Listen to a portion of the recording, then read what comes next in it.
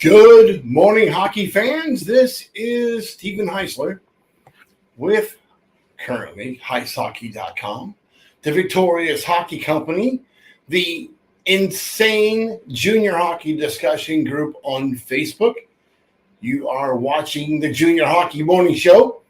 We are on the World Sports Broadcasting Network, WSBN.ca, Facebook, X, YouTube, ¿qué más?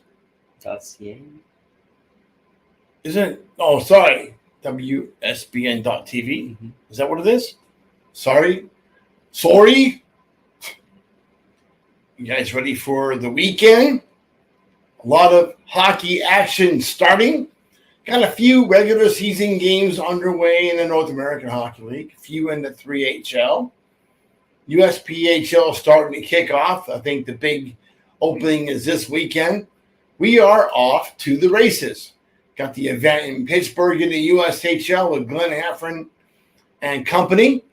Should be an exciting weekend of junior hockey. So what a great time for an announcement. We like announcements. We are beginning the transitioning process from HeisHockey.com, which has been a subscription-based site for the last 3 years, 2 or 3 years. And we're transitioning to juniorhockey.io. You'll be seeing this transition in the next few weeks. That site is beginning to get operational.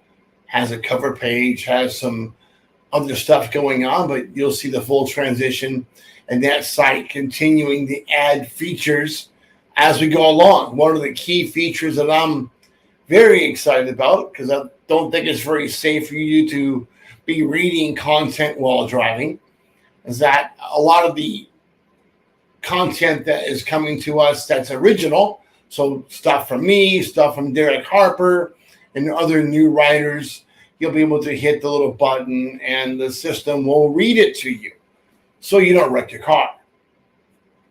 Good idea. Or you can't see the screen because it's on your phone. A lot of reasons why you might appreciate the reader. It's also going to be the primary spot for the Junior Hockey Morning Show.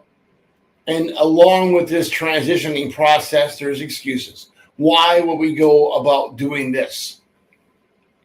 So the key thing is USA Hockey and their affiliated junior leagues, USHL, NAHL, NA3HL, have decided to get away from publishing tier standards.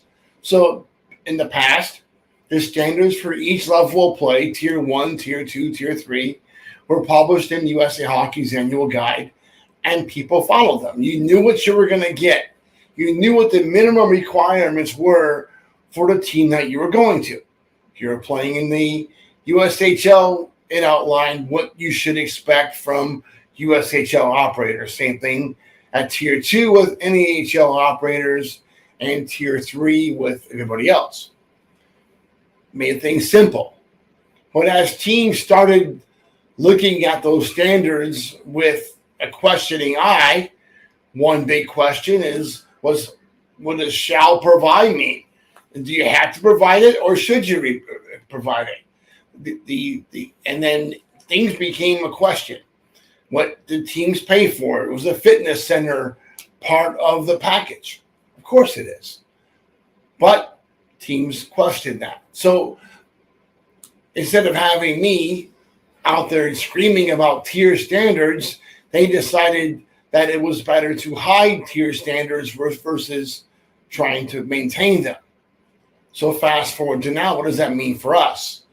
In the last 15 years, there's probably been nobody in the world, on the planet, that spent more time and energy fighting for players' rights and fighting to make sure players got what they deserved and uncovered bad operators than I've been. At first, that was juniorhockey.com. I did it as part of hicehockey.com.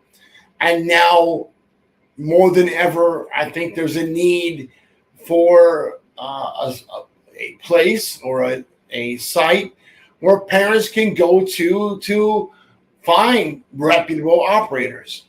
So one thing we're offering within a new site is development and content partnerships.